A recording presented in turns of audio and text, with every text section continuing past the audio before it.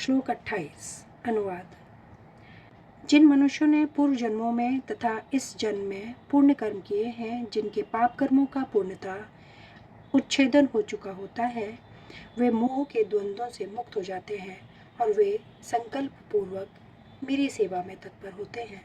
तात्पर्य: इस अध्याय में उन लोगों का उल्लेख है जो दिव्य पद को प्राप्त करने के अधिकारी हैं। जो पापी, नास्तिक, मूर्ख तथा कपटी हैं, उनके लिए इच्छा तथा घृणा के द्वंद्व को पार कर पाना कठिन है।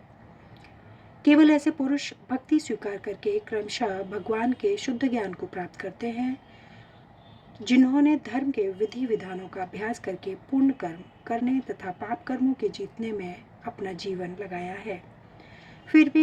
फिर वे क्रमशः भगवान का ध्यान समाधि में करते रहते हैं।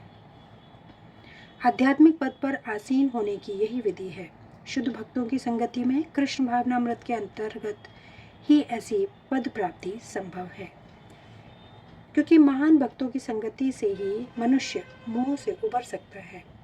श्रीमद् भागवत में कहा गया है कि यदि कोई सचमुच मुक्ति चाहता है तो उसे भक्तों की सेवा करनी चाहिए, किंतु जो भौतिकवादी पुरुषों की संगति करता है, वे संसार के गहन अंधकार की ओर अग्रसर होता रहता है।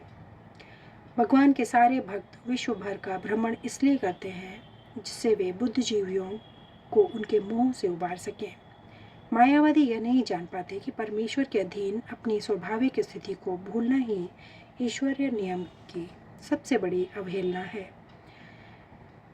जब तक वह अपनी स्वाभाविक स्थिति को पुनः प्राप्त नहीं कर लेता, तब तक परमेश्वर को समझ पाना या संकल्प के साथ उसकी दिव्य प्रेमा भक्ति में पूर्णतः प्रवृत्त हो पाना कठिन है।